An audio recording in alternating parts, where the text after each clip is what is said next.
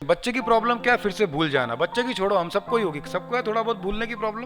भूलने का पनिशमेंट मिलता है क्लासरूम में, तो इस डर से वो बेचारा क्लासरूम में याद करके आता है, फिर भूल जाता है। 10th में 86% लाए हो और उसका लक्ष्य था 90%, तो वापस 10th करियो इसके लिए। नहीं ना, वो गया आपका 4।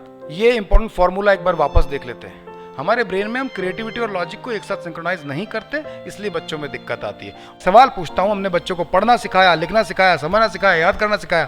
क्या हमने आज तक सिखाया कि ऐसे पढ़ो तो टाइम पर याद आएगा? रिकलेक्शन के लिए बात करते हैं 3 बड़े साइकोलॉजिस्ट, और मैं तो बात करूंगा विवेकानंद जी की भी। एक है डॉक्टर BF स्किनर, दूसरे हैं डॉक्टर थॉर्नडाइक और तीसरे डॉक्टर कॉलर। आपने सुना होगा, पढ़ा होगा एजुकेशन साइकोलॉजी में कि कौन सी इंफॉर्मेशन रिकलेक्ट होती है परमानेंटली। जैसे कि अभी थोड़ी देर पहले बात भी करी थी मैम से, जो आपके सेंसेस इन्वॉल्व करती है, और जो इंफॉर्मेशन किसी दूसरी इंफॉर्मेशन जिसमें सेंसेस पहले से इन्वॉल्व उससे एसोसिएट करती है। It is called law of association, doctor Thorndike का दिया हुआ। उन्होंने दिया नहीं, उस पर रिसर्च करके उसको एक्सप्लेन किया, राइट। और इसी तरह से कौन सी इंफॉर्मेशन ज्यादा अच्छी एसोसिएट होती है, वो है विजुअल इंफॉर्मेशन, इमेजिनेशन, जो डॉक्टर BF स्किनर ने बताया। आपने कई मूवीज देखी फोटोग्राफिक मेमोरी के बारे में। मूवी हम कभी याद करने के लिए देखते फिर भी याद हो जाती है, पढ़ाई याद करने के लिए करते फिर भी याद नहीं होती है, बिकॉज पढ़ाई जब हम करते हैं वी डू नॉट यूज और फोटोग्राफिक मेमोरी, और जब हम मूवी देखते हैं तो हम फोटोग्राफिक मेमोरी यूज कर रहे होते हैं। आज अभी इस वक्त आप जब अपने सारे सेंसेस इन्वॉल्व कर रहे हो तो that is called photographic memory. इस वक्त आपका वो इन्फॉर्मेशन ब्रेन परमानेंटली स्टोर कर रहा है, उसको एसोसिएट कर रहा है कहीं ना कहीं। तो दिस इज कॉल्ड रिकलेक्शन। बच्चे की प्रॉब्लम क्या है? फिर से भूल जाना। बच्चे की छोड़ो, हम सबको ही होगी, सबको है थोड़ा बहुत भूलने की प्रॉब्लम। भूलने से बड़ा इरिटेशन होता है, किस किस को है? भूलने से इरिटेशन भी होता है, खतरा भी होता है। कोई काम भूल गए तो इरिटेशन है, और वाइफ का बर्थडे भूल गए तो मेरे से किसी ने पूछा, मेरे फ्रेंड बोला आप बड़ी इस पर ट्रेनिंग देते हो, और मेरी अभी अभी शादी हुई है, मेरी वाइफ बहुत गुस्से वाली है, तो मैं क्या करूं कि उसका बर्थडे या उसकी बताई कोई बात नहीं भूलूं?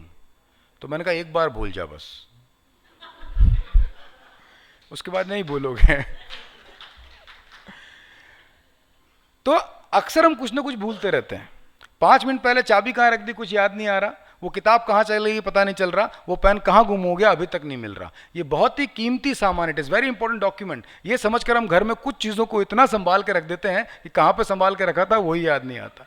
कई कई बार एक कमरे चाहते दूसरे कमरे में कुछ लेने के लिए और भूल जाते हैं वहाँ क्या लेने आए थे।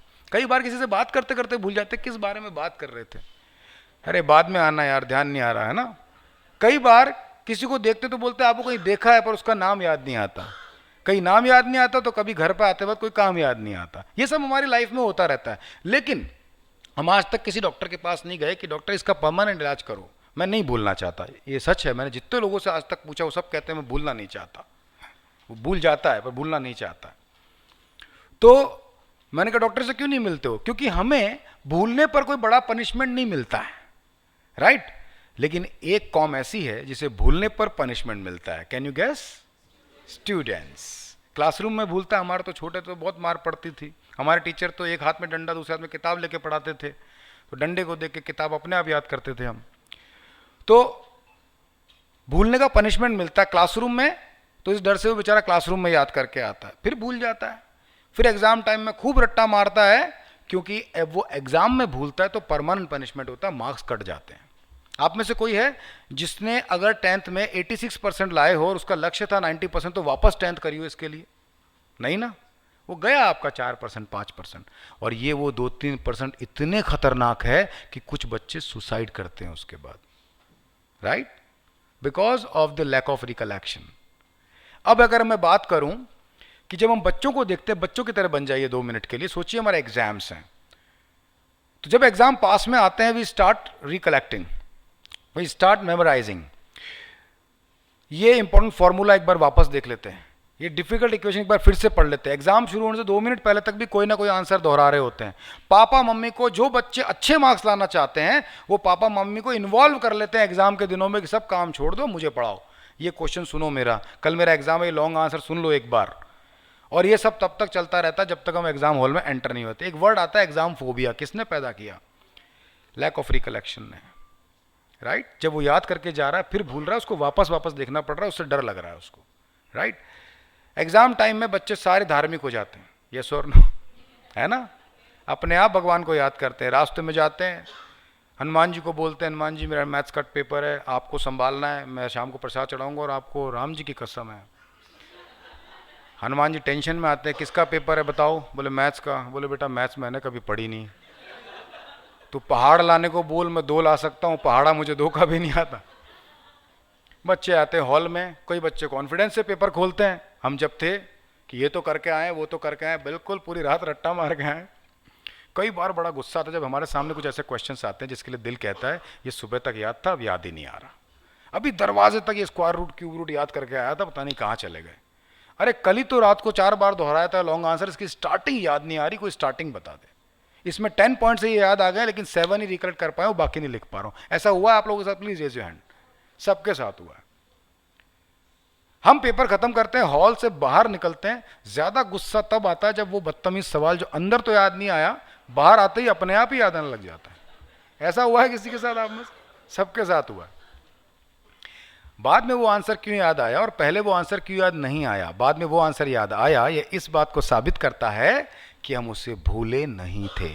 ब्रेन कभी कुछ नहीं भूलता है, वो मिसप्लेस जरूर करता है पर भूलता कुछ नहीं है। ये बिल्कुल ऐसे ही जैसे आपके घर में होता है, कई चीजें घर में होते हुए जब आपको कॉन्फिडेंस है कि वो घर में, तब भी आपकी लड़ाई हो रही होती है कि वो कहाँ रख दी। कल तो टेबल पे पड़ा था, आज कहाँ गया वो चेकबुक? अरे एक सॉक्स लाए थे, दूसरा नहीं मिल रहा है। कितनी बार स्केच पेन दिलाएं, ये जाते कहाँ है घर में होते हुए भी। पर कभी आपने आज तक सुना टमाटर खो गए, नींबू नहीं मिल रहे? वो रिकलेक्ट क्यों होते हैं? उसका रीजन है एसोसिएशन। जब हम किसी इंफॉर्मेशन को किसी परमानेंट इंफॉर्मेशन से एसोसिएट करते हैं तो वो भी परमानेंट बन जाती है और उसमें लॉजिक काम आता है। हमारे ब्रेन में हम क्रिएटिविटी और लॉजिक को एक साथ सिंक्रोनाइज नहीं करते, इसलिए बच्चों में दिक्कत आती है। और वो बच्चे लैक ऑफ रिकलेक्शन, देखो problem is not of memorisation, याद करके ही जा रहा है। Problem is not of retention, याद रख के ही जा रहा है। Problem not of reading and writing, समझ के ही जा रहा है, पढ़ के ही जा रहा है, फिर भी मार्क्स कट रहे हैं, फिर भी डर लग रहा है, फिर भी गलतियां हो रही है, because the problem is lack of या लॉस ऑफ रिकलेक्शन। यस और नो? रिकैप्चुलेशन कह दो, रिट्रीवेबल इंफॉर्मेशन कह दो, एक ही बात है सारा। यानी टाइम पर याद नहीं आना। मैं एक सवाल पूछता हूं, हमने बच्चों को पढ़ना सिखाया, लिखना सिखाया, समझना सिखाया, याद करना सिखाया, क्या हमने आज तक सिखाया कि ऐसे पढ़ो तो टाइम पर याद आएगा और नहीं भूलोगे? अगर कोई बच्चे आंदोलन करके बोल दें हम तभी याद करेंगे जब आप हमें ऐसे पढ़ाओगे कि हम दोबारा नहीं भूलेंगे, तो क्या करेंगे फिर? राइट? तो उनको देना पड़ेगा एजुकेशन साइकोलॉजी में से यही प्रिंसिपल्स, ठीक है? और वो आप प्रिंसिपल्स ही दे सकते हैं। Brainywood, India's best innovative learning platform. Download the app now.